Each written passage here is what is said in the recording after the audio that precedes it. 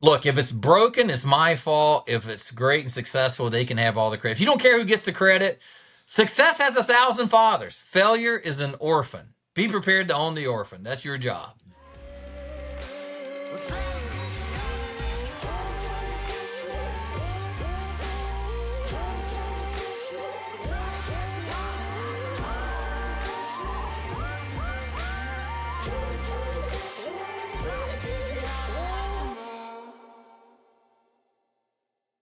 Bill Canady. I just had to make sure I got that name right, and I think I got it right. You nailed it. Well, hey, welcome. Thanks for stopping by the Necessary Entrepreneur today. We're going to talk about all kinds of things, new books and all your corporate experience and something about this 80-20 principle that you know a little bit about. Yeah, And, a thing or two. Yeah, right. So you spent 30 plus years in business. I don't really know if it's corporate America or private business, but overall in business. And you developed something also that a profitable growth operating system. It sounds like you're all into business and helping medium-sized businesses grow and understanding entrepreneurship. So I'm pumped about all your brilliance just coming through here. And we made a joke. You said you didn't want to bore me to death. We were talking about you growing up and what state it was and stuff. And I said, well, how about you bore us to death when we get started? So, Bill, welcome, and let's bore us to death. Absolutely, prepare to be underwhelmed. So I will somehow manage to undershoot that bar for you. So I bet that's not going to happen. But hey, I'm pumped to have you on today. We'll talk about a new book you have coming out. But I want to unlock all the brilliance that you have about business and understanding people and going deep in what the 80-20 principle means to you. But where the heck did this thing start? I'm not trying to have you tell us the childhood story because you didn't want to bore us, but like what brought you here? What's the big idea just in a little short amount of time that brought you here today? yeah, for sure. You know, about 20 years ago, I was on this team, and we were pretty good at making money, but we couldn't grow it, right? And so about a dozen of us got together. We went out. We talked to a bunch of different companies. ITW was one, and some others, and they had this system using 80-20. And at the end of the day, all it is you take the data, you figure out where you're making money, and this is going to be crazy. You go do more of that. And where you're not making money, let's do a little less of those pieces. Take those resources that you're not making money with and put them on the things that are making money. That was it in a nutshell, right? So it's just math and you go with it. To this day, people still fight that data, right? They'll look at it and they'll go, yeah, but you don't understand. This situation is different. I go, yeah, you're right, because you're not making money and you're not growing. And so you are different. We want to make you like this. And so it's kind of fun to do. It's real simple. You can figure it out pretty quickly, but it's the execution of it that makes it a little bit of a challenge. Instead of getting in the weeds, because so many people so often want to say, well, why'd that happen? But if it's so simplistic, why do we have such a difficult time wrapping our heads around it? Is it we're so far in the system and in the weeds, we just can't see through it all if we're in the midst of it? Yes, that's a bunch of things, right? So it'll be truly like I said, you don't understand. So sometimes it's history, right? Look, our founder did it this way, and this is important. This our company was built around this. The second thing will be we have trouble treating people differently. So if you'll bear with me, I'll play a little game with you, right? So I'll see if I'm good at it. You'll probably beat me at the game, but let's go. No. This isn't that kind of game, right? So all right. So I have to ask you a couple questions. Are you married? No. No. Do you have a girlfriend? We've been together 17 years. You can call it what you want. Okay, so we're going to go with yes, you are. Maybe you're not, but for sure she is. So, all right. So you've got a significant other, right? Yep. It's her birthday. Okay, so that's the case. Now, do you have a sibling, a brother or a sister? Have 3 of them. Okay, let's pick one of them. Your brother. All right. It's his birthday. Now, you look at your not wife. If you look at her. What would you get her for her birthday? Anything she wants because she deserves it all. I like where this is going. Give me something typical. Something maybe sparkly? I would get her let's just say some jewelry. Let's say some diamond. Let's say some updated diamond studs. The fact you haven't married her yet tells me they're going to be big diamond studs. So this is so you're going to get her big diamond. You going to take her out to dinner? Yes.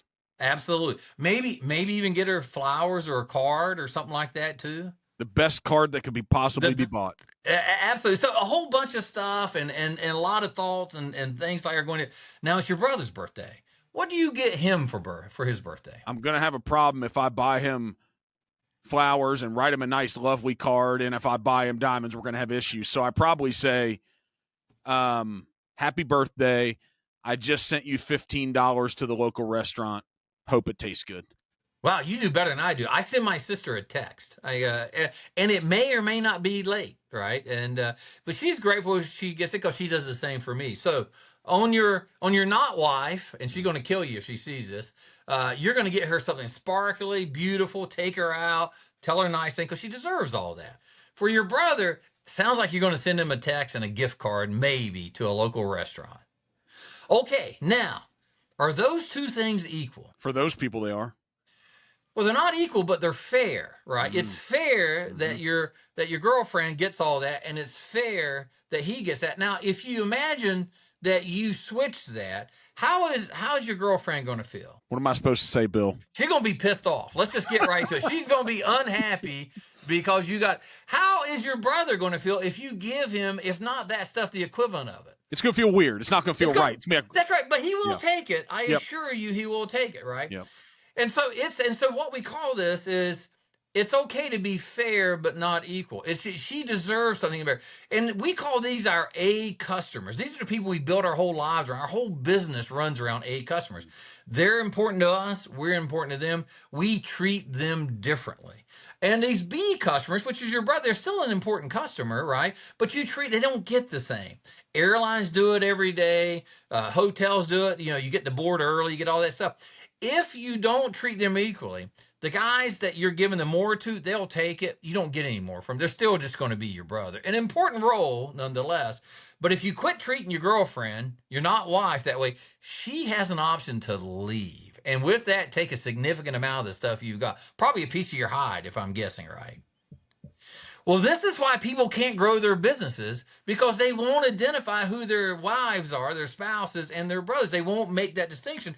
And a lot of times it's actually culture. And you'll hear it. They'll say things like, we treat everyone equal here. We'll go to the ends of the earth for the smallest customer. And all I'm hearing is you are wasting resources. And more importantly, you're taking it away from your really important customers, because if you're working with the ones who can't buy more, that means you're not working with the ones who can. And they can hurt you. When they leave, it hurts. Yeah, that's why people struggle with this. Yeah, it's what you said in the beginning. You said, hey, take money and resources away from things that aren't making you money and do more of the thing that's making you money. It's what you're talking about, same thing. It's the same thing. Now imagine this. You're sitting in front of a group. You know they have to go do this. How willing are the people who are doing the stuff that doesn't matter as much? How willing are they going to be for you to take those resources away? Oh, no, it's not going to go well. They're going to fight you every step of the way, because all of a sudden now they're asking, do I even have a job? They feel unsafe. They're not sure what's happening. They also are going to take it personal. Well, what do you mean? This company's good. I believe in this company. This company was built around it. And you go, well, that may be true, but we can't grow because there's only so much time, so much money, so much resources. Our customers need it to go to where there is an option for us to grow, where we can get a return. People fight you on it. So what's your argument then on the 80-20 principle? It's always been that 20% of the people drove 80% of the revenue, scored 80% of the points, where 80%. Is this the same thing you're talking about? It's 100%. It goes right back to Vilfredo Pareto. He figured it out with pea pods and land in Italy. Yeah. Today, it's the same thing. It doesn't change. It's a law of the land, right? It's nothing that we do. It's just the way it is, right? We mean more to some, and some mean more to us than others.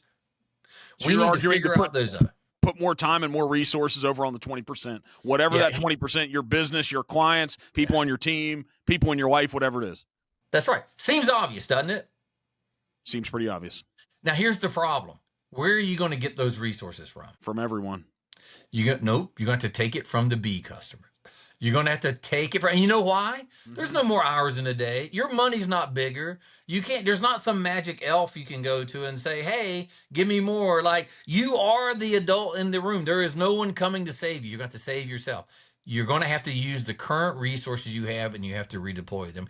Your company will fight you to keep you from doing it. In fact, we can argue this, and I don't want to make this about politics or anything, but look at the change going on in our country. People are fighting change. People don't like change. And some it's obvious, some it's not. No matter where you are, you're going to be on one side of the equation. Why don't you think people like change? Because maybe if we can have a conversation around that, maybe it'll help maybe just one or two or three people that listen today to be open-minded more to change? What's the thing inside? Does it feel dangerous? Do we feel threatened? What have you thought about that much and gone deep there? Why don't we like change? Our whole process is around change management. And change is great as long as it's going the way I want it. That's what it comes down to. So if you're on the receiving side and you're getting what you want, or maybe I'll give you a great example. So I've spent a little bit of time. I was a city councilman years ago, right? And the thing I learned doing that in this little bitty city was people would support people they didn't even agree with because they felt their livelihood came from that. So if that person left office, that meant their job might leave with it, right? We see that today in companies, we see it in everywhere. People at the end of the day are going to look and say, what does it mean for me? It's everyone's favorite radio station, WIIFM. What's in it for me? And what they're going to think is, if I have a role here, if I can do this, then I'm going to be okay. I still probably don't want to change because it's hard and I may not agree with it. But if I can have a role in it, I might be willing to go with it. So the issue is people start feeling unsafe. It's not clear to them. They don't agree with it. And that's where the rub comes in.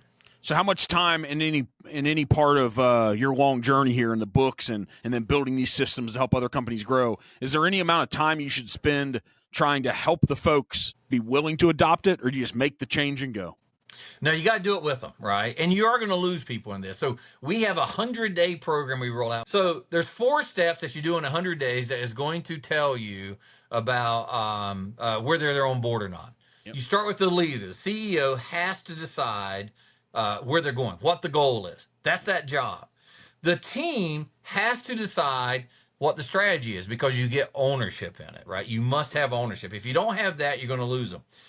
That team has to decide then how we organize ourselves around it, right? They got to put together that strategy and reorg the company. This is where it shows up where people really are in. Up until this point, it's all been lip service. Yes, I'm on board. I can't wait to do this, Mark. This is the greatest thing I've ever seen. Wait a minute. You mean I got to reorganize my whole group? Let me think about this. You generally get to that somewhere between 60 and 90 days. As the leader, you're going to have a few conversations. And if they don't get on board, what you really start saying to them is, maybe this role isn't for you. Maybe this role isn't for you. And the reason is you've got to make progress. If your company's in trouble, you can run out of cash. Everyone can lose their job. You're better off to have a team that supports you and supports the strategy on a kind of okay strategy than to have the world's greatest strategy that no one supports. Are there? Do you find yourself working with businesses once they're in trouble versus people being proactive enough? It's almost always when people are in trouble, right? So if you think of the two, and I've ran successful companies and I ran companies in deep trouble. If you take the extremes, if you're in deep trouble, it is far easier to lead a company in deep trouble than it is when it sees himself as successful. Successful people don't want to hear anything. We're working. You don't know what you're talking about. Please leave us alone. You can still make changes. It takes a long time. You got to find what I call a white space. However, if you can come in and find a company that's got really good bones, right? They're a good business, but they're on a tough time for whatever reason, you can make magic. You can save them all. You can get them out, and they want to be helped. You hear about wartime leaders. Are there different CEOs and different leaders that can succeed and fail in those different environments? Or have you come across people that they can lead when things are really not going well versus when they're going well? Are those two totally different people? Are those shared abilities from most? You know, the skill sets are the same. It's how you approach it, right? Some people are very command and control. A command and control works better during a wartime situation. I've got a plan. We're going to follow it. You get them on board. And if you can do it fast enough and you can keep the confidence, people fall in and they actually appreciate it because they don't know where they're going, right? They've been in what they're doing. A collaborative set, the more people feel what you do get when you get collab, you get more buy-in. You get buy-in easier with it because you force them to make the decisions. But if your house is on fire and you're going to have to be a command and control because you won't have time. Once you've put out the urgency, the immediate fire, you have to pivot really quickly to more of a collaborative process. And you got to smile a lot more. You got to explain a lot more. I spend 80% of my job today doing nothing more than talking about where we are, where we're going, where we've been. Right. I spend all my time getting buy-in. My team is working actually on the plans and executing them. I am getting buy-in. Yeah. So this, the profitable growth operating system, did that go hand in hand when you wrote the book in 24 about the 80-20 CEO? Did those go together? It's exactly the same thing. We that's what we call it, our model, right? Yeah. We had to call it something, but we it's been called many things by many different companies. So the business I'm in today, we call it GIBS, the Generac Industrial Business System, right? Everyone, you when you come in, the last thing you want to do is say, "Oh no, you got to use all my words." What you want is you need a common language, and you're like, look, I don't care if you call it a segment, you call it a BU, you call it an operator. I don't care. Let's just agree what we're going to call it on. So we have common words that mean common things. Language is important. You want it to be aspirational, you want it to be, but you need some way. Otherwise, you'll get hung up in the words. Have you been good at relationships over your whole career? I think I've gotten better as I've gotten older. When I was young, I was blessed to know absolutely everything. I mean, I think I was candidly a genius, but somehow I've gotten dumber through the years, and as I've gotten dumber, I've become more effective. Right, so I've learned things like, if you don't care who gets the credit, you can get anything done. Right, you're going to have to spend a lot of time outside the meetings, and this is where our culture today, which is remote, is harder. You don't get the water cooler talks, but every once in a while, you need to have a beer with someone and go, hey man, this is what I'm trying to do, right? And get them to own it. So when I'm buying a company, a giant red flag for me is the CEO does all the talking. And I'm like, well, are they really bought in, or is he like browbeat them to death, right? Mhm.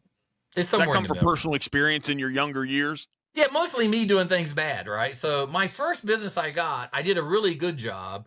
And when you do a really good job, the reward is you get more work. So I got a second one to go run. I just about killed the second one. Candidly surprised I didn't. I for sure should have been fired. But the reason was I did in the second one exactly what I did in the first one, and it didn't work. It's like Michael Jordan was the greatest basketball player, at least by some measures. I think he was the greatest. But he still couldn't hit an inside curveball, right, in playing baseball. So you have this set of tools. You're kind of like a carpenter. You got a hammer, you got saws. We all got the same things. It's how you apply them. You need to know the blueprint you're going and apply it appropriately. So what worked here doesn't mean you're going to work there, but a good leader can take and figure out where it needs to be, and that's just math, as I said earlier. And then the team's got to do the heavy lifting. So often in all these conversations that I have the opportunity to have, we invoke, sometimes it's the guest, sometimes it's me, we invoke being a good leader. And it seems like we have that conversation around 100 or 200 characteristics. Yeah. Where is this person we keep on talking about? I don't know. I'm gonna be the substitute until he gets here, though. Until then, you're gonna deal with me. So How have you other than through failure, and then through reflection and growth and learning, how have you become a better leader over the years?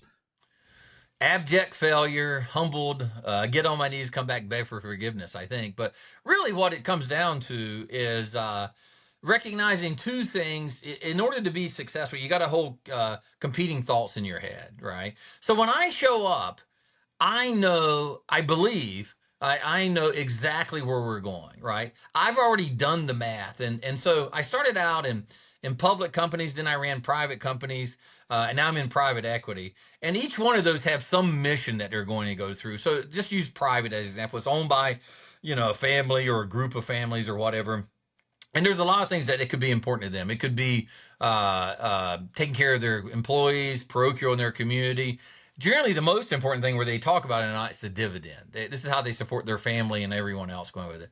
In private equity, it's the easiest one because we're all looking for the same thing. It's a return on the investment, the equity, the money we put in.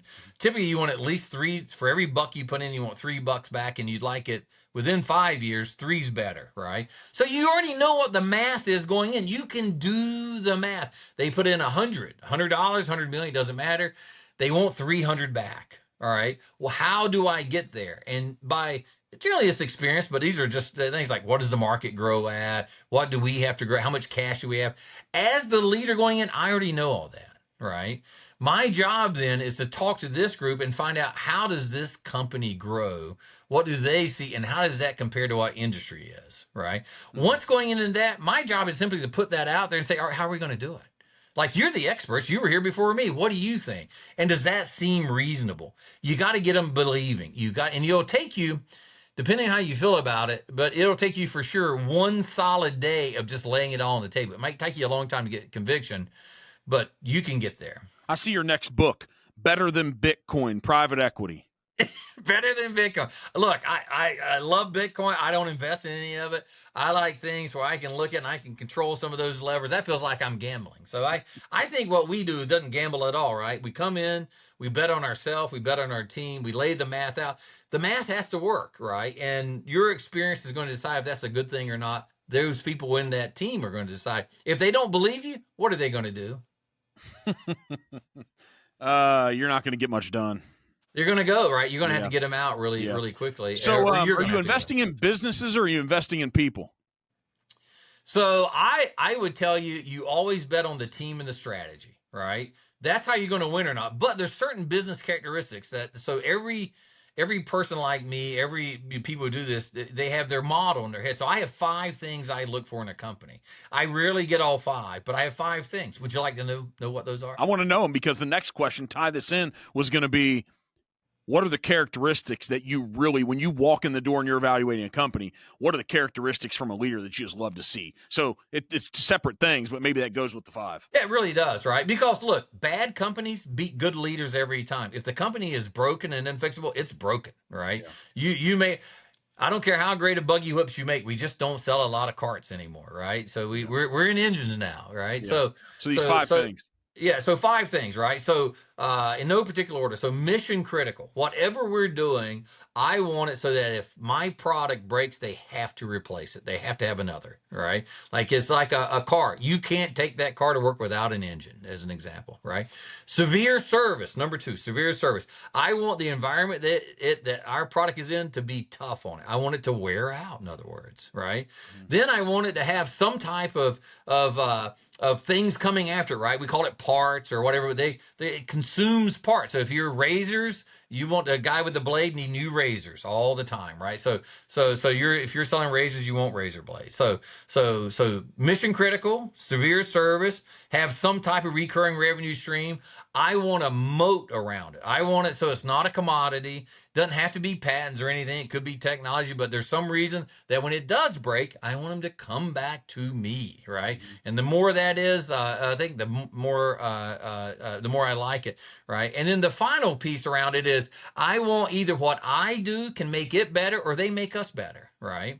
Mm-hmm. Then there's some things that are kind of that you can only figure out once you get into it. Things like fit. It needs to be the same kind of culture. It needs to be, things around some technology and all that if you've got it, you want it to kind of go with it. But those are the 5 key pieces. If I can get all 5 of them, it's going to be a home run. The first 4, and they weren't in any specific order, but the first 4, it seemed like that was an environment where client acquisition is very expensive. It really seemed like that was a business that once you acquire the client, let's just service them and make sure that we have an ongoing relationship where they want and need to continue to spend money with us.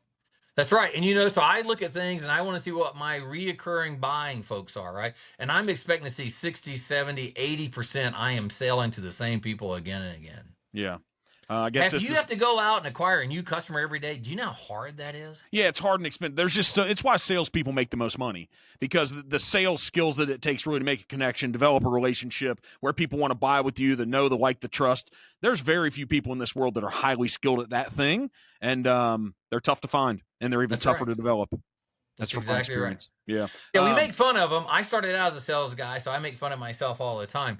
But you're right. It's a unique skill. You have to be able and be comfortable to deal with rejection. Stay with your head up. Keep going. As Winston Churchill said, when you're in hell, keep going, right? Don't you have to almost want the rejection? I just learned in my life, like, I want every objection that this potential consumer, I want everyone that they potentially could come up with. I want it today and I want it now so I can deal with it, so I can engage with them, because everybody acts like it's not there. The moment you walk out the door or you get off the phone, that's what they're going to be thinking about. And if you didn't address every single one of those, if you didn't participate in it, if you didn't solve the concern that they have and make a connection to your product, they're not going to buy the damn thing anyway. I like to call up the objections myself. I like to tell them, have you thought about this? Because I don't want to have to resell this thing. I want them to feel like, Jesus, this is great, and I've already considered all the downsides. So I call them out. I go for the no every time. Yep. Let's figure it out together. That's a true relationship. Did all this lead to the next book coming out that you have coming out in April, this Panic to Profit? Did you know this book was going to come, or is it more things you've learned from being in the weeds? No, I knew the book was going to come. So the first book is kind of, I think of it as the Bible, right? It tells you a little bit about me. Then there's about the 100-day process, and then the tools. This book is the one that is for you have to live this journey. What are you going to live going through it, right? So the first one's more overview. This one is here's what. Let's go. Buckle up. We're going for a ride, and you're going to take that. It's really a 3-year journey with these companies. You can get command and control in 100 days. In the first year, you should see, generally, we'll deliver 200 to 500 basis points of profit in it. The third year, you're starting to get productivity, or excuse me, second year's productivity, third year's growth. If you think about these companies, it generally takes 18 months or so to land new customers and all that. So it's naturally laid out. People need to know what they're going to go through. It's not overnight. This is not easy. Why private equity is such a huge business now, It and is. there's so many different ways to structure it. When businesses For are sure. being partnered with, acquired, there's equity share, there's upfront cash, there's stock. There tends to be, what I've found in this environment, less upfront cash because the argument's made that, hey, sell me a percentage of your business because the percentage you keep, I'm going to certain exit, and you're going to become more wealthy overnight just from that. I mean, look, there's all sorts of things. The typical deal, let's just start with the typical deal. You buy Yep. the company, right? And depending on the market itself, you're generally trying to get, for every dollar you put in, you want $1 of debt. So if you buy a company and you buy it for 10 times earnings, you're going to put 5 of that in as equity, 5 of it in debt. It wasn't that long ago. Maybe you could put 3 in as equity, and you could put 7 in, and maybe we're going to where you got to put 7 in as equity and all that. So the markets kind of dictate that, right? Mhm. And depending on how it is, you still want your 3 times return. So the more debt you can put on it, the more leverage you get, the more money you can make. But it makes it a little shakier.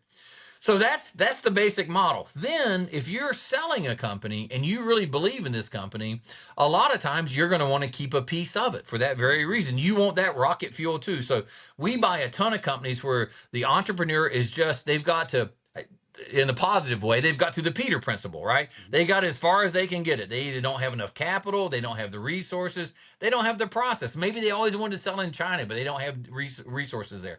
Whatever it is, we're going to bring our basket of goods, our basket of tricks, and we're going to look at what they have. And a very classic one is they have products we love, and we have distribution and capital that they need, right? That's that match made in heaven. They look at that and they'll say to us, well, you're offering 100 for this. This company's way better. I want 200. And we say to them, well, that's really interesting because the numbers say it's 100. However, if you would like to participate, here's a chance for you to get the upside with us. And there's all sorts of ways. There's things called earnouts, right? Where we hold back money. If it hits the thing, you're going to get paid out. It's also during bad times called the sure way to get sued because they're going to say, you didn't do what you said you were going to do, so now you owe me the money anyway. During good times, everyone's happy, which is normal. This is the real world application of Shark Tank. Here we go. That's right. This is how it works. The what do you see the future? Debt has changed. It's more expensive to borrow money right now if you go the traditional ways. The banks, everybody, because they're borrowing money at a higher rate. Have the higher interest rates to do business in the normal, typical ways? Has that increase made your business better? Because this might be an alternative way to raise capital for someone to engage in selling a portion of the business, right? Has this been better for your business with higher interest rates? No, it's way worse. For sure, it's way worse. And the reason is this, right? So there's only so much money out there. Just think about this for a given asset. And that money is going to get accrued or taken by certain pieces. Part of it the bank's going to get from interest rates, part of it the owner wants and all this. So think about the housing market. People can generally understand it from housing. So yesterday that house was worth $1 million, right? Interest rate at 3%. A buyer coming in can go, I can afford, and I'm just making up a number, $10,000 a month in payments.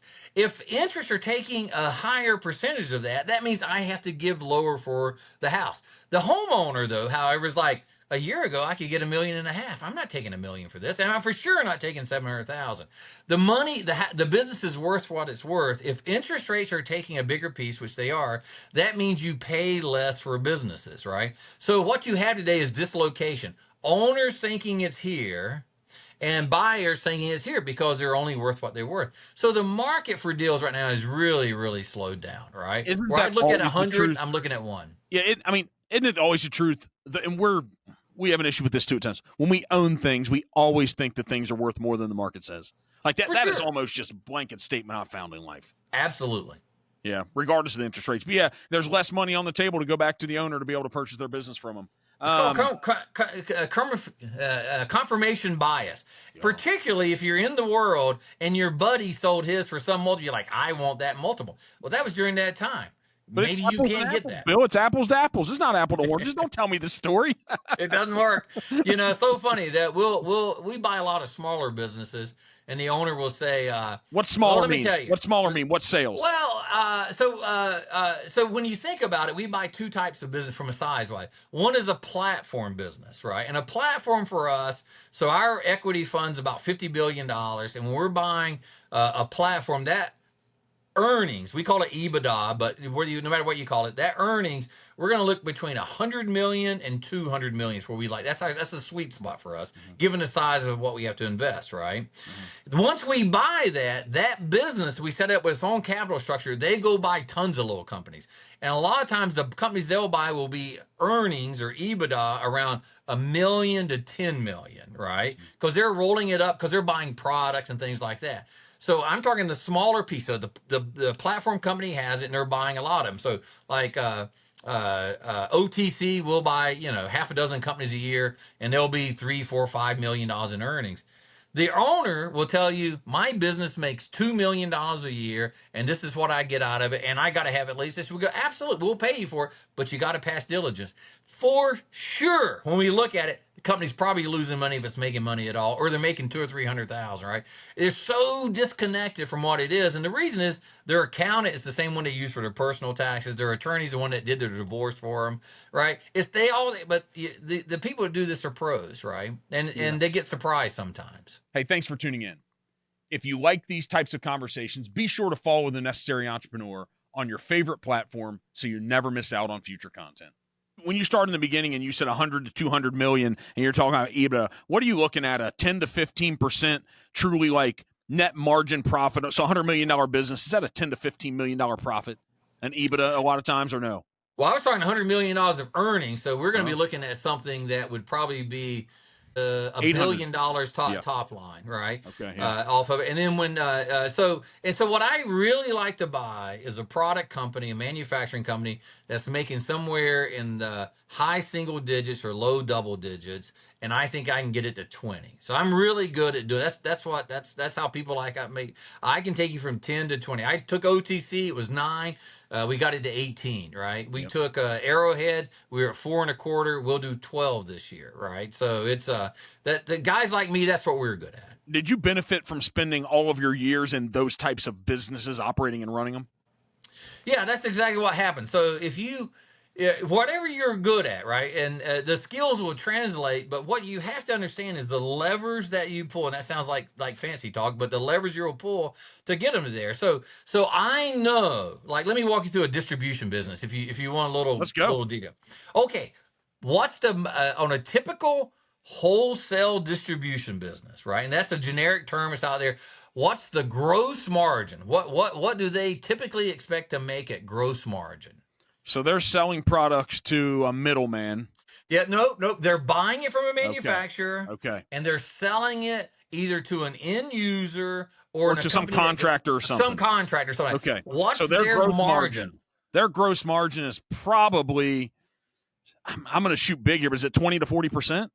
Around 30% is what manufacturers of engineered products like distributors to make. That's what they peg them at. So they'll put a list price out and they'll say, well, it's $1. They'll have a price out in the market and they'll sell it to the distributor for 70 cents. That's how they think about it. Yep, Does that make sense? sense? Okay, so now you're running the distributor business, right? So you get 30% to play with. That's what you've got to do, right? And so then what percentage typically does it cost you of that 30%, right? So that 30% is 100% I'm working with now. That's right. But let's just think, so you got 30%. How much can you spend on to run your business? Probably 80, 85%. Yeah, so you're going to spend 20% of the 30, leaving 10%. So your business is 30% gross margin, 20% SG&A, 10% profit. Mm-hmm. Right? Yep. So if I come in and I look at your business, and in my head, that's my model I'm thinking, and you're at 23%, what's my first thought? 23% gross margin. It's not good. There's massive efficiencies in the business. It's supposed to be 30%. I might have some upside here. I might Yep. know how to get you that Yep. next week. Yep. Okay. Suppose you're at 26% gross margin, which is not unusual. That would be pretty good. And you've got 24% SG&A, which costs you 24%. How much are you making? So I'm you got 26%. So I got 4% of that. So what do we? I don't know what sales we're talking on it, but we're probably doesn't matter, just percentage, right? You got 20% gross margin. You're Yep. spending 24. You're spending 24 of. You got. That's pretty good. So I'm 2 points 15%. I'm putting 15% in my pocket. No. You only got 2 points left. 26 minus I'm good at 24 math. leaves You're you messing 2. me up, Bill. I'm good at math. Keep going though. All right, so look, so the gross margin you're working with Yep. is 30% because Yep. you know what you got. You're Yep. spending 24 of it. Got 6% gross left. You got 6% margin, right? Yep. That's your EBITDA, it's your earnings. Yep. I look at that and I go, you're way too heavy on SG&A for your cost structure. So are you seeing a value add opportunity there? That means I can buy you, pay you what you're worth, and then I can take that because I think on the best or the average, I can get you from 6 to 10. I already know I get 4 points, right? But you're only having to pay it based on 6% gross. I'm going to buy you on 6 because that's what you're doing. That's what you can deliver. I'm not going to pay you for what I can deliver. It's what I do. It's what I do with real estate, right? It's a value add. The property's underperforming for X, Y, Z reasons. I know that I can come in with all my resources and improve it quick in a certain time frame, build equity, do some cash out, leverage it. Same principle. Same thing. So you know your numbers. So I used to do real estate myself for myself. Yep. And I got into buying, I bought a lot of them, and I got into buying multifamily for college students. Right. Oh, yeah. Yep. And I would go in. And so this is, I'll just tell you how my numbers work. So the real crappy ones and around colleges. And if you've had kids go to college, including yourself, you know what I'm talking about, right? Holes in the walls, all this kind of stuff. Those typically rented out between $150 and $250 per bedroom. So a 3-bedroom unit would rent $750, right? Maybe a little bit more. Middle level stuff that had really good, the parents would be proud to come. It didn't smell like urine, all that kind of stuff. That stuff would rent between $350 to $500 per bedroom. So that's same good. Thing, $1,300 to $1,500 a month. That's right. I could get that. The really good stuff, the stuff that had pools and volleyball, tanning beds, that was $1,000 a bedroom and over. I bought the stuff in the low category, and you took it up to the high. No. I took it to the middle. I never put swimming pools in. Bill the slumlord.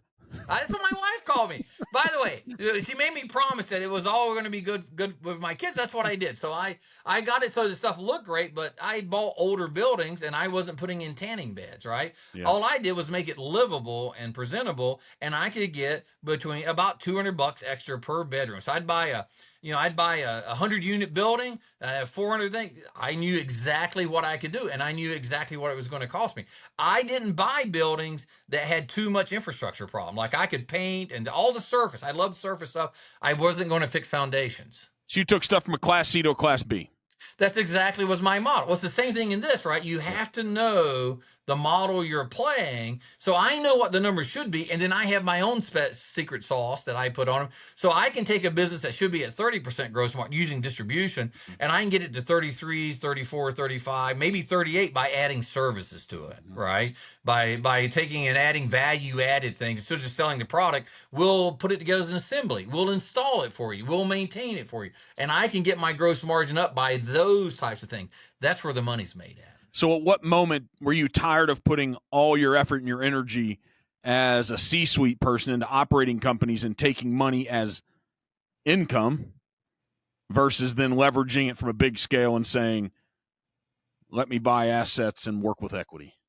When did that mentally happen? I still run businesses, right? That's still how I do it. But so I'm still operating. I just happen to be fortunate to be participating on both sides, right? So I think it's just a natural progression, right? So if you take someone like yourself or me and you get involved in something, Mark, I'm going to bet you're going to like, wow, that's interesting. How do I do a little more? And you keep pushing your way. Next thing you know, you're buying your own real estate. Maybe you buy a single family. You go, that was fun, but geez, it's only one. I bet if I had 10 of these together, then if one goes bad, I still got 9. And you start having that math and you start working, you place bets on yourself, right? Yep. You start placing bets on yourself. So you place bets on yourself.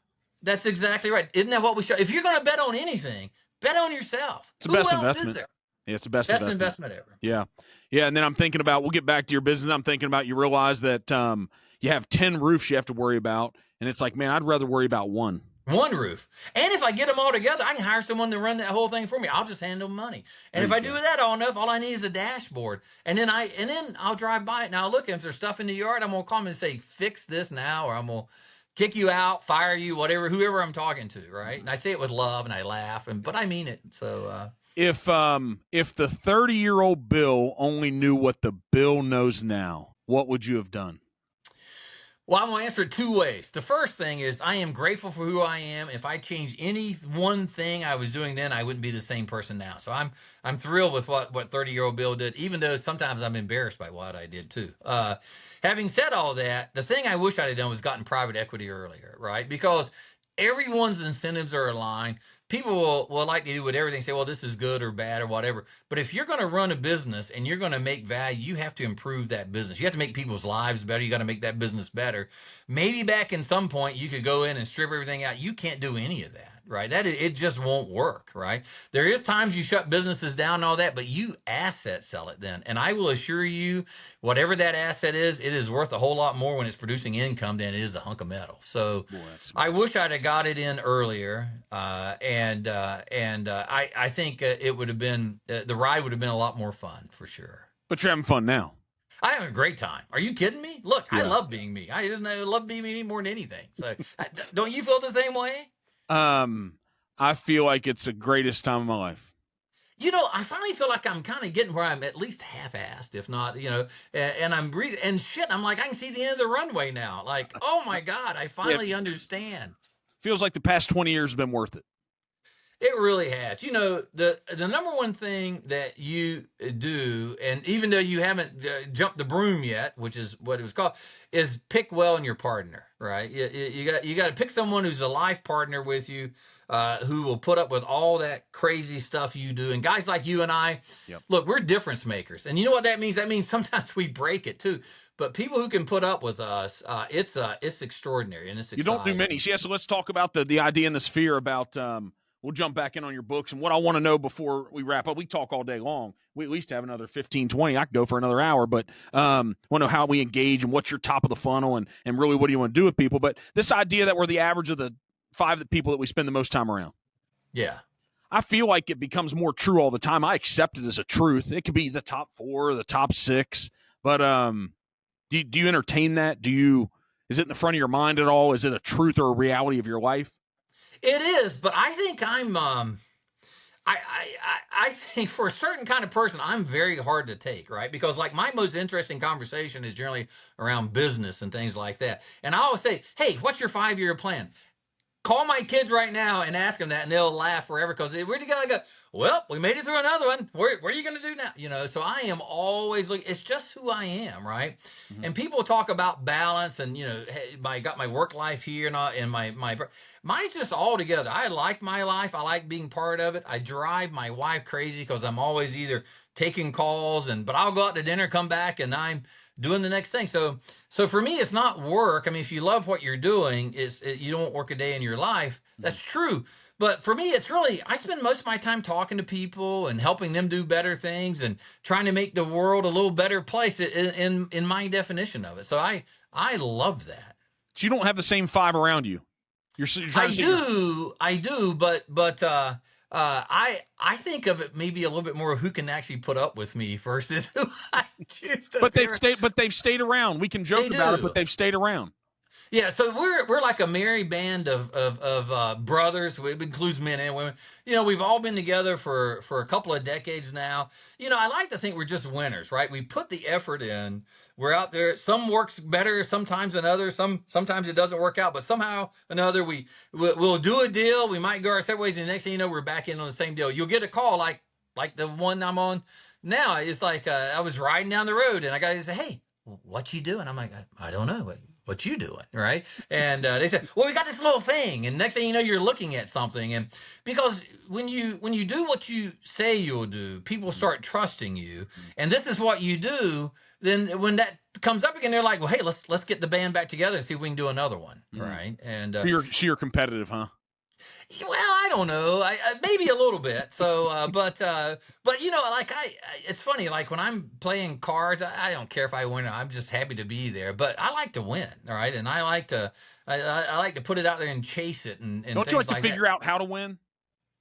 You do. I'm a project person though. So what I've learned about myself is I like to take a project and go. So like years ago, I went to a fundraiser for the Red Cross, and one of the things, and I bid on it, was a free pilot lesson around the town I was in.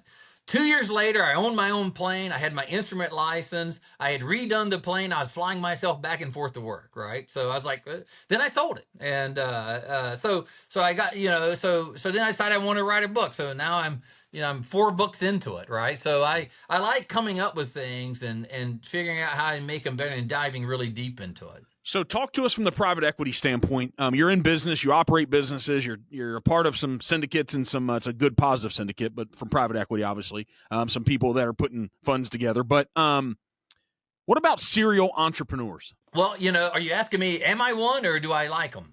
What do you like them from a private equity standpoint? What's your thought initially? We love them, right? We love people who can. It's a unique skill set, people. And when you find someone who's a serial entrepreneur, typically they know what they're good at, and they know when they're ready to get out of it. And what I mean by that is we've bought many businesses from the same kind of person. You'll see them. Some people do it in hardware stuff, like you're doing it in real estate or you do it in business. Other people do it in software and technology, and some of it lends itself a little bit more to it. But look, if you're going to be a serial entrepreneur, you got to have a couple of things. The first is you need a model that you can repeat, right? Second piece, you're going to need access to resources, capital, people, and all these types of things. And what I find with most of these people have a really strong network around them. It is the rare individual. You just can't get it big enough by yourself, right? You need all the things. Those people tend to be really, really high quality people.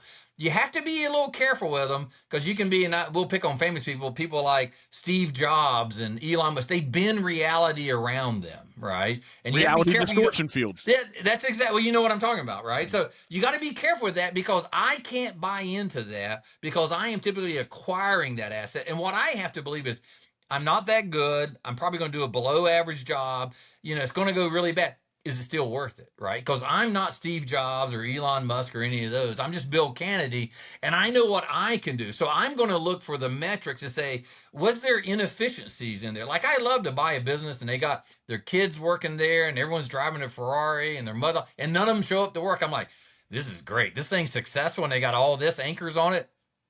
Welcome to the team, right? But some people are just way better at it. Now, I probably shouldn't buy those businesses, right? You invoked and mentioned kids earlier. You don't have how many do you have?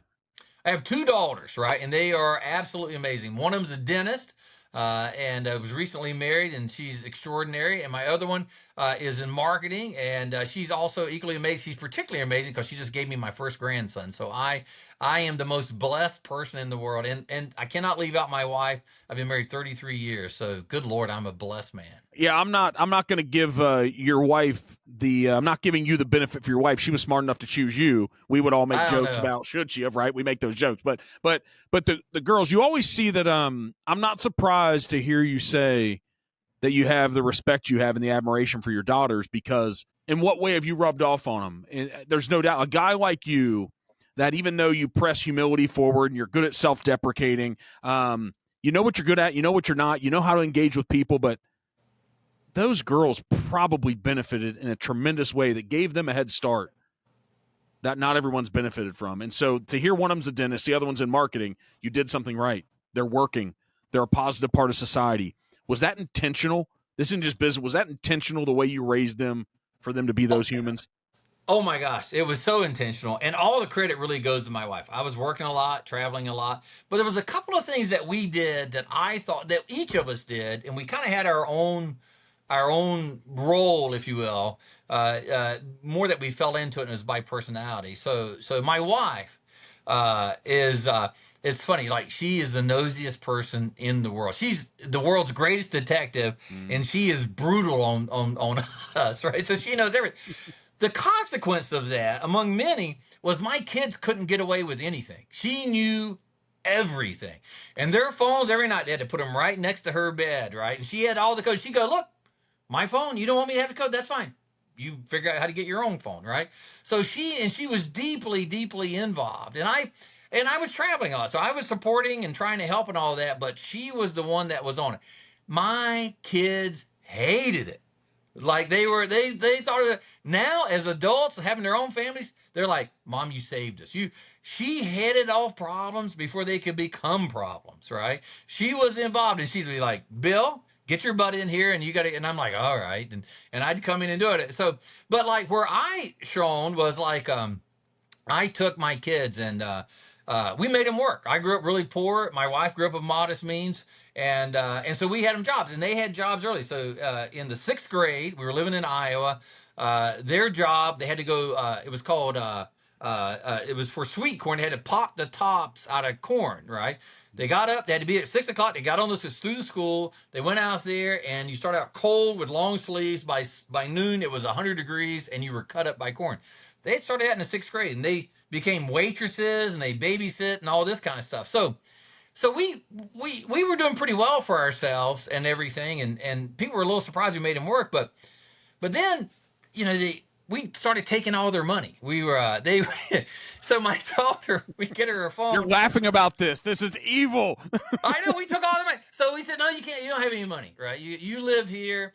And so we're going to take it all, and because you have to pay us back because they kept breaking things. Like they'd lose their phone. Now we give them all the stuff they wanted, but like they'd want something extra. And so we weren't negotiating. We just say, that's fine, but you got to pay for it.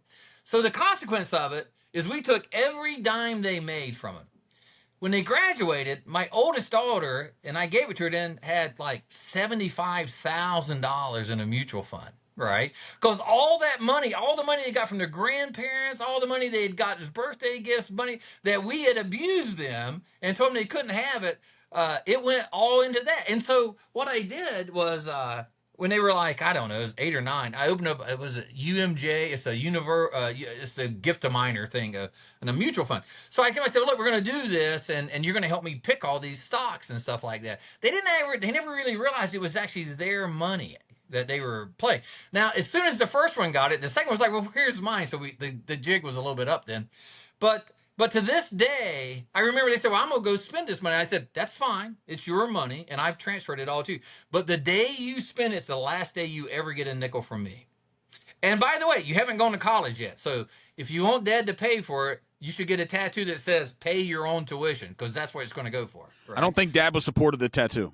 No, David, I told him it had to be if they could read it backwards in a mirror, because then they could look at it. Remember to pay your tuition. So we made all these jokes, and we were still kind of serious about it. So, they went through my youngest daughter. She was very gifted in arts, and both of them were gifted in arts. My oldest daughter was great in painting and did a whole lot of stuff with that. It was quite amazing. My youngest one was great on the stage. She loved being the center of attention. She goes, I'm going to go be this. I said, well, that's great. You can pay for that degree. I'm going to get something in finance, business, education. You got something you can get a job with, because I got to tell you, you suck on this. And she's like, what are you talking about, Dad? I go, look at you. Look at me, right? My oldest daughter wanted to be a basketball player. I said, you do not have D1 genes in you. You're just not going to happen. You can play basketball, we get you one, but here's a calculator, here's a book. Learn to do math and read, and we'll talk, right? So we were a little brutal to them. And today it's a big joke within the family. But so I grounded them around, this is what it feels like to do these kind of things. And my wife grounded them in being really great human beings. Is there any principle that we can take if we know that this path worked really well over an extended period of time? How do we take these principles over into business? Works in all the same. You got to be involved, right? They say, I get stuff, I read every bit of it, right? I can't be the one that goes first, right? It has to be them. They have to talk about it. And then I have to, in an environment just like with your kids, you got to be supportive, but at the same time, you got to have reality, right? We could have easily said, and there'll be people out there telling me I'm wrong, and I can live with that. Go ahead and follow your dreams. I'm like, no. You can follow your dreams, but you got to get this. You got to do the basics. You got to get good grades. No one says you got to graduate number 1, but you got to go to school. You got to do the kindergarten stuff they talk about. Be a decent human being. Show up on time. Do your homework. It's the same thing in our business. We have to do that as leaders, right? We have to keep those competing thoughts of, boy, I want to give everything away and I still got to make a profit. It's the same thing there. Treat people with dignity and respect. Have expectations. Hold them accountable. Recognize not everyone's going to make it, right? And your kids, you really don't have a choice. They're yours. You got to figure it out. But this is employees. They got a role to do. They got to contribute.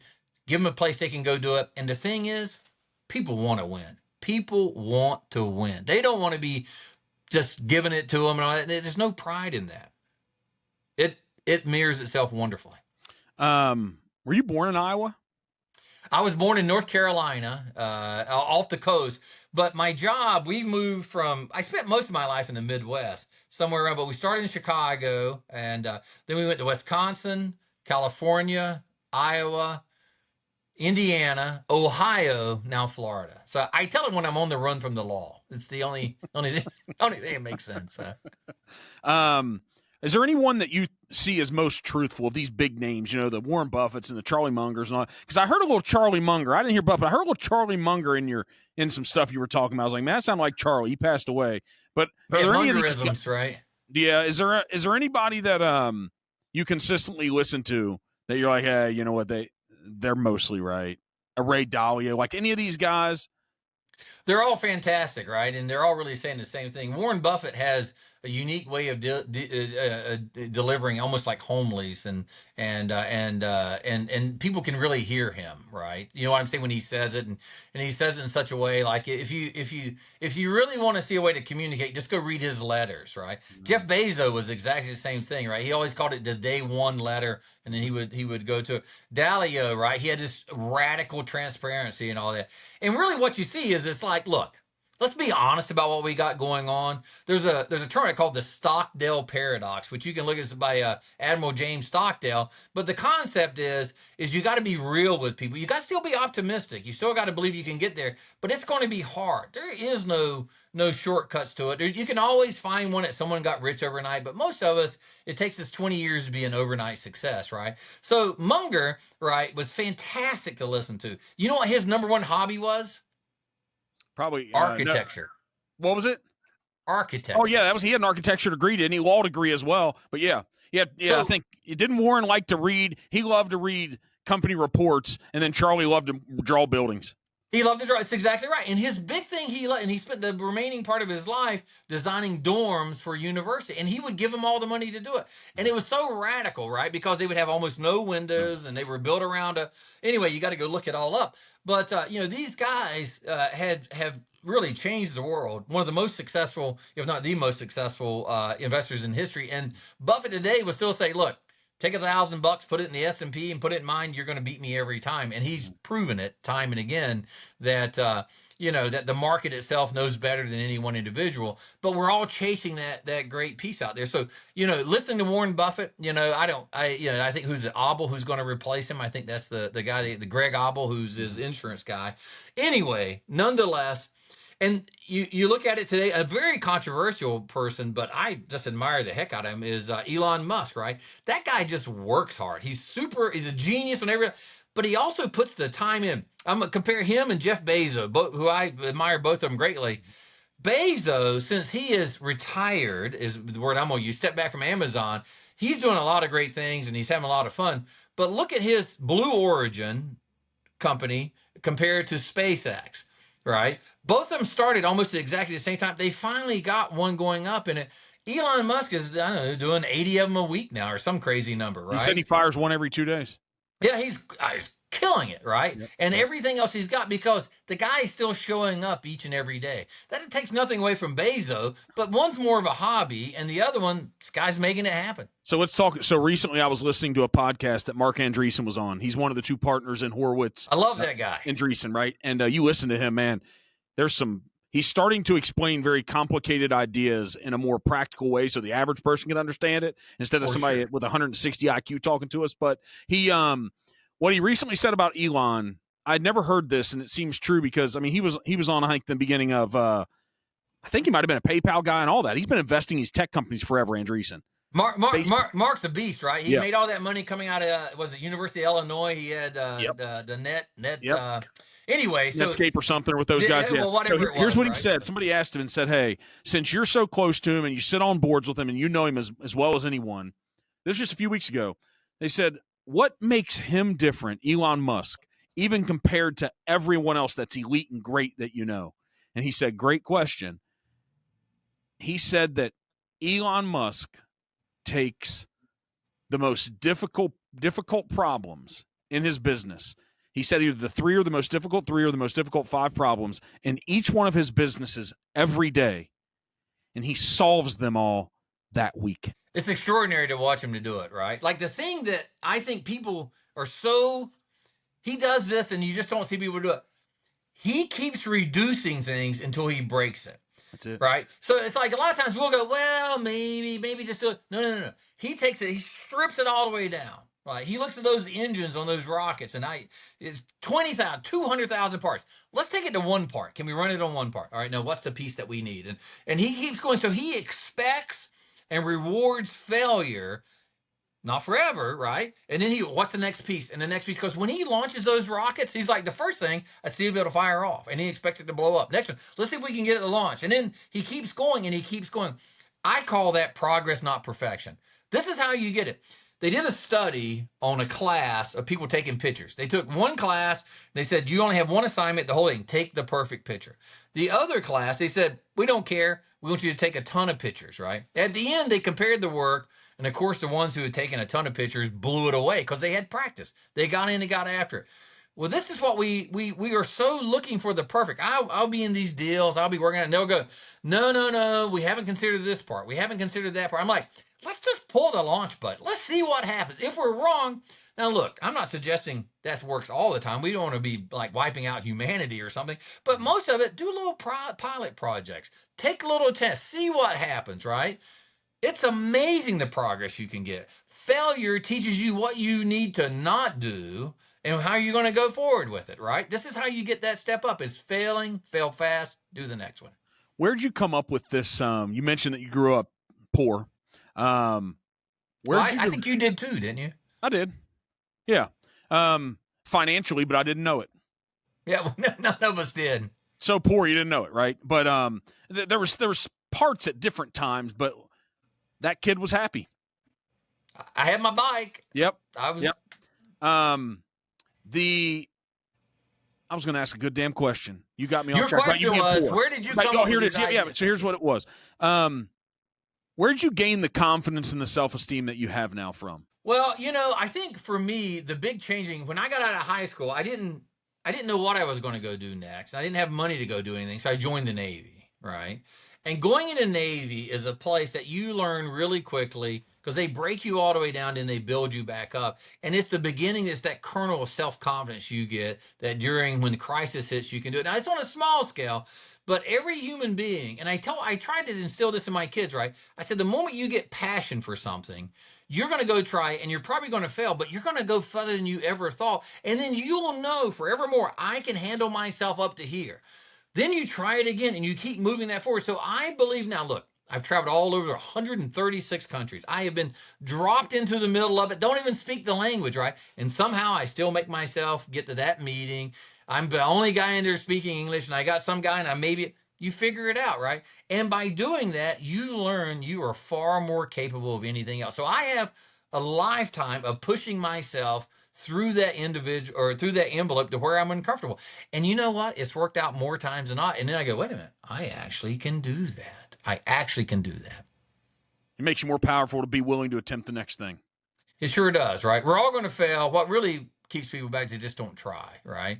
I sat around and I remember when I was thinking about doing the first book, and it's amazing the amount of people who would tell you should not do it. Right? They'll tell you in all sorts of ways. Most of them trying to help you. I call it they help you to death. They'll help you from doing anything. Like, just take a kid. Do you really want to move out? The economy's bad. Why don't you stay here and save some money? My advice is kick their butts out. Let them go try. And if you need to support them, support them. But you have to get them off of that so they can find out that when the chip is down, they can make it happen. It's not important if you can make it happen. So let me ask you a question. When everybody was telling you not to write the book, did you have one person that had written a book tell you not to? No, everyone else. And here's the funny thing. There you go. Now, here's the really funny thing. So I'll never forget. I was getting ready to go to grad school, and I wanted to go to University of Chicago so bad, right? Because I felt like I kind of had the markety sales side, and so I was living in Chicago. I could go to Kellogg, I thought, or Chicago. By the way, I wasn't qualified to go to either one of them at the time. I didn't even have my undergrad, but I thought I'm gonna go to Chicago because they're quantitative, and if I can get a degree from there, people will always believe that I can do math, right? So I remember this so good. So I go around, and one of the things I went and did informational interviews, which was you would find people who had done what you wanted to do, and you would go talk to them and say, "Hey, Mark, I want to do this." And almost to a person, they all told me to say, "Yeah, I went. Yeah, it was really, really good, but I don't know, did it make that big of a difference, right?" It was so they discounted the importance of it so much. So when I talked to people about writing a book, they were like, "Well, yeah, it was interesting, but I mean, I haven't really sold that many and all that." It's so easy to discount how important it is when you have it all, right? Mhm. But when you don't have it and you're looking for it, you have to set that aside, and you need to step back and look at that person who's telling you, and most likely they're going to be super successful, and they're going to go like, "Yeah, I mean, that was interesting." These things are what we build careers on, what we build lives on, is these foundational blocks of good education, having a great spouse, having work that we find enriching and things like that. When you're on top, you're like, well, anybody can do this. This shit's hard, right? You actually got to go do something at some point. Otherwise, you're just full of air. Pulling hair. We've Pulling only got so hair much or of it being left, full of man. I'm air. missing half of it back here. I got nothing. Me too. Certain light, I'm invisible. So, Hey, did that MBA did it serve you well? it really did. It really did, for a couple of reasons, right? I would go into looking for a job or a certain type of situation, and they would look at where I went to degree, and then they they didn't even ask anymore, because what a good degree does for you is it's a checkbox, right? It says you showed up enough, you had enough smart, you went through their qualifications, so I don't have to worry about can you do math or not. The bigger issue is the fit. When you don't have that, can you complete anything? Have you done anything? You're probably just as smart, maybe even smarter from it. So for me, it was a really foundational building block. Today, there's a movement afoot to go get a great school and drop out and go do that, and that's great if it works for you. But you better make sure whatever you're doing is successful, because you need something that no one can ever take away from you. You talked before about Mark and Elon, all these guys. They all came out of them, or a lot of them came through. Mark made his money a little earlier. The PayPal Mafia, they called it. Peter Thiel, all these guys are. And all of them came through Stanford for a period of time, a little bit through Harvard. Harvard and Stanford, right? All the guys in Genstar, and they're brilliant. All are like Stanford guys. They like Stanford guys more and all that. So I didn't have that. But I got something that people would say, okay, he's got that, right? So pick whatever you got, but you have to accomplish something. It is way easier to go get a degree from a meaningful school than it is to start a company that changes the world, right? So play the hand you're dealt. And that was my hand, and it worked out great for me. Today, it doesn't matter. It's an interesting, it's a curiosity thing that I did. Like today, I sit on the board of my university. I'm the chairman of the investment committee of Elmhurst, right? So it's all came full circle for me. You gotta accomplish things in life in order to stand up and say, hey, I know how to do this. More importantly, you know you can do it. That's what's going to set you to go do next. That's so good. What's your ideal person that you're writing these books for and doing these podcasts? Who's the ideal customer, the person you're trying to show value to? Who is that person? If you could wave the magic Harry Potter wand, right, and say 100 of these people show up, who's your ideal person that you really think you can help, that can benefit from being around you, that can engage with all these things you're doing? I think it's a couple of things. So one, you need to be in a role where this is important to you, and you probably have a company that needs some help, or you feel you need some help, right? People who are in need are open to things. The second thing is you need a continuous learner, right? Because the reality is there's two ways you can do this. You can take some things from it, which is what a lot of people do, and make what they do better. Or you can adopt the model. And depending where in your career, you're probably going to be somewhere in the middle of all that, right? So a person in a meaningful role that is looking how to upgrade their business This book, these processes are absolutely for them. You don't have to do it the way I did it or whatever, but the math, the process, the formula. It's like if you're going to build a house. Not everyone has to build a condo, but you're for sure going to own hammers and saws and things like that. What we're giving you is the tools, the basics that you need to go do it. We'll show you how to make that money. It's up to you to figure out what you want to do with it. What's the Bill in 10 years going to look back on this guy and think? Well, probably be like, geez, I'd probably be embarrassed by what I did. I look back, I go, I was so bad at it then. How did people even put it aside? That seems to be my normal reaction. In fact, I used to be on a different board, and I was talking to the guy who was the chair of. I called him up a few months ago, and I said, I think I just need to apologize to you. I think I was bad. He laughed, and we were talking. So I think 10 years from now, if I look at it here, I probably got one more under my belt, and then I'm probably just mainly doing kind of advising and board work, things like that. I like doing this. And grandpa stuff. Yeah, grandpa, man, I love. I got to show you this here. See, if I can figure out how to get all these announcements off my phone, I got to show you my little screen saver here of my grandson. And I tell my daughter, her name's Hannah, who's that she's now clearly my favorite. So she's your favorite because she gave you that guy. Yes, look at that. Oh yeah. Look at that Colin smile. Arthur. That guy's he's a genius and a perfect in every way. He's only 2, by the way. So it's only he's already a genius. He's clearly a genius, right? So, but in all seriousness, though, he's just perfect in every way. And if I'd have known grandkids were going to be this much fun, I'd have had those first. The whole kid thing, it's a lot, but grandkids are fun. Is there something on your mind coming into all these podcasts? Those of us that have them and then we get on them. Is there something on your mind that you've thought about coming into these? It's like, I hope they ask me that. I've been wanting to talk about that. Nobody asks me that. What does no one ask you? It's an interesting question. There's 2 ways that they go. Typically, they're very technical in nature, like let's go through this in detail, or they're more aspirational, and this for sure falls into the aspirational piece of it. So the things I really like talking about is the process is absolutely important. If you don't have the process, what happens is you wind up making it up as you go along. You reinvent the wheel, alpha of it, and you lose your people, right? With it. So what I'm using, what other people use and things, it gives you a way to start and get fellowship, right? And I think the thing that we don't talk enough about is how important the teams are in this, how important it is. And I'll give you an example, right? So when you come in and you're new, everyone in that room has more experience in doing it. Now, unfortunately, what they're doing is not working. Otherwise, you wouldn't be there, right? Just a fact, right? But that doesn't mean that they're bad. That doesn't mean that these aren't bright people or anything. You have to believe they're doing it the right way. As the leader, because those people in that room are super important and they are what I call your first team, the most important is everyone in this company. How do we save this company, this organization? So not only can we make it better today, but we can make it bigger than it was, more important than it was, so everyone in here can benefit. That is the most difficult part of it. And it's interesting. You're going to have to be comfortable losing some of those people. Not because they're not good. They just can't get there in time. You have a bigger mission of making any one of those happy. And that means sometimes you're going to have turnover. Almost for sure you're going to have it turnover. And no one ever likes to talk about the negative side of it, right? It's negative. You're going to lose people. Get prepared for it. How do you get prepared for it? Well, generally you get prepared for it because the first time you're not, and you get, oh, look, here is your rear end. Let me hand it to you, right? And you'll stand in front of your board and they'll go, what happened? And you have to own it, right? You're the leader.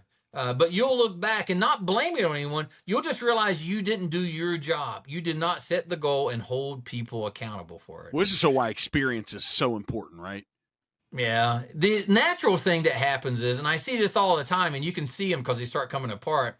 The leader comes in, they have the right plan. They can't get buy-in, so they do it all themselves. It is guaranteed failure, right? You can't handle it. You burn out. There's only so many hours in a day. The team turns against you. Right. You see it where it's, I call it infant mortality, where the CEO gets fired within a year. Right. Mm-hmm. He just couldn't get buy-in, or they couldn't get buy-in off of it. But you coming in, if you believe in your process, and there's 2 ways you can just believe, or 2, you actually have experience. But if you have a process and you know the process works, your job is not actually to do it. Your job is to get other people. You have to get the transfer of ownership. And so the question, what you really have to become good at is change management. How do you get people to change and embrace it? And when do you say is enough? What is the inflection point? What's the trigger point where you go, this person can't do it? But they might be the greatest person ever, but they cannot do it for whatever reason. How do you decide when? And it's a little bit different every time. Here's my thing, though. I've never looked back and gone, geez, I wish I'd have gone slower. It's always, this company I'm running right now, I kept one guy in. He was a great guy, really a foundational guy. And after a year, I had to let him go because that whole group was failing. I knew it 6 months. But I had other fish to fry, and I could not. I didn't feel I could take that person out, and so I let it go too long. And now, going on 3 years later, I'm still cleaning up the fallout of the poor decisions that were made off of So it. you should have just cut bait right when you saw it. That's what you've taught yourself even now. I should have done it, and I have met with the existing team. We've done postmortems on it. I'm like, look, I made these mistakes, and they go, yep, we could see it, right? And I was like, oh, why didn't you tell me? They're not always comfortable saying something to the leader. They're worried about their own survival in the moment and all that. But now we're really comfortable with it. And it set us back in really material ways. We went too slow, right? Yeah. But I thought, because this person was super important, they had the knowledge, they did. But, I think it was a combination of malicious compliance is what I call it. I've got to do this stuff because this idiot's telling me. I'm the idiot in this conversation. And so I'm just going to do it. And so there was no thinking that went in. And when you're running these big global organizations, you can't always see it, right? You don't know what's happening in any particular area. You start looking at numbers, and this is where you learn averages are bad, right? You look at average are doing okay, but your head's in the freezer, your feet's in the oven, you're going to die. But in the middle, you're at a perfectly acceptable temperature, but you're dead, right? So the only way you can really keep that from happening is you got to read everything. You got to go stand in the locations. I do the same thing every time. I go in, I say hi to everyone, and then we have what I call a town hall, which is 90 minutes. I'll take 30 of it saying, hey, this is where we were, this is where we are, where we're going. And then it's Q&A. You should believe what they tell you, right? You should look into it, understand it. Sometimes they need to change. Sometimes what you're doing is wrong. But you want to know the truth. You got to know the truth as they see it. You got to know the truth as they see it. And sometimes their vision is smaller than yours. Sometimes you're just wrong, right? You got to know. Start now, go fast, and don't settle. That's exactly. Run as fast as you can. It will not be fast enough, right? Yeah. So I do it on my phone. I'll show you here this.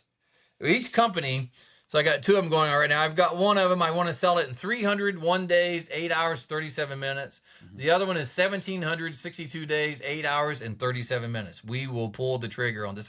And we're all managing ourselves to those numbers. It's good to see the people at the top holding themselves accountable when you're asking everybody else to participate in the same thing. That's always good to see.